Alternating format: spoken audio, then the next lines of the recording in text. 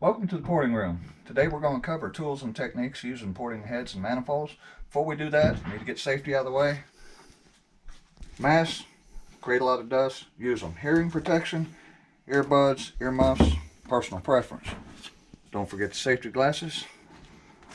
Gloves, it just helps your hands keep from getting numb from all the grinding. One piece you don't normally find on the safety list though, this little guy right here. If you set him to the right, blowing across in front of you, that will keep so much of that metal from flying up at you. It works really good. Okay.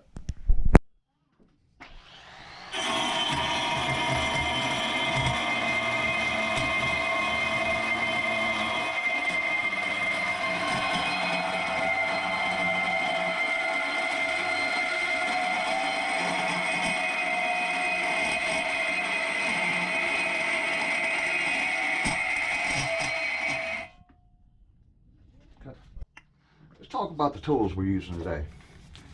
The Makita electric die grinder. This is a 4 aluminum carbide. All of our carbides we get from Goodson. There are cheaper carbides out there, but I guarantee you they do not work as well. To control the speed on the die grinder, we actually have a foot pedal from a sewing machine, and a rheostat from Lowe's. Now we can variable speed the grinder and we can set a rev limit on it all at the same time.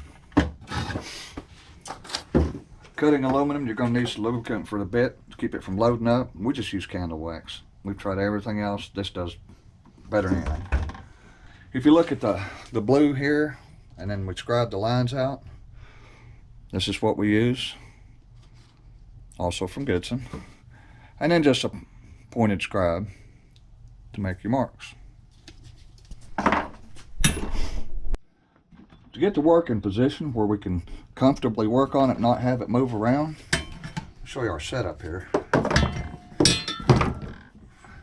There's some headstands we threw together out of some scrap angle, 1/2-inch steel rod, 1/2-inch heater hose, a couple quick grips. You're going to want something fairly heavy here so it'll stay down on the table. Pretty straightforward. On the technique side, moving this out to a particular depth, you're going to start with the bit at a fairly steep angle here and just come in until you start getting close to the line.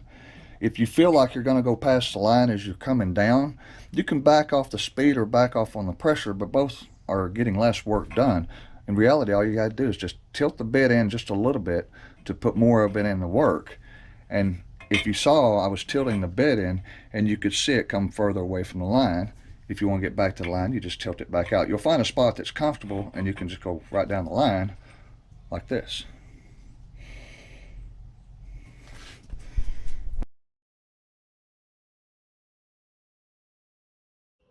If you look closely, you'll notice we're making smooth, deliberate cuts. We're not just waving the grinder around. This will give you more consistent results and faster material removal all at the same time, and it's something you'll have to practice.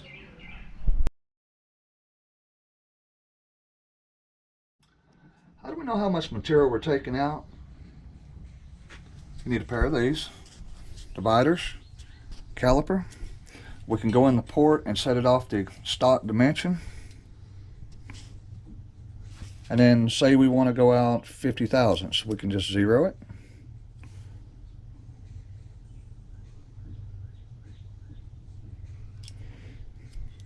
Set it, open your divider up, and then you can go in and verify how much you're removing.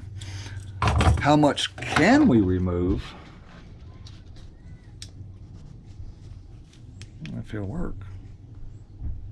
This, we can go in and see how thick a casting is. I can't see that. How much? 190 thousandths. 190 thousandths. 160. 160. Hey, we almost forgot the most important thing, something to practice on. If you notice, we got an ear broken off this thing. We found it at a local scrapyard. I think we gave the guy $5 for it. Got plenty to work with. That's where you're going to practice, practice, practice. You have to develop that grinder control. Now, how much to remove where is a subject for an entirely different video, and we'll get into that in our airflow theory video.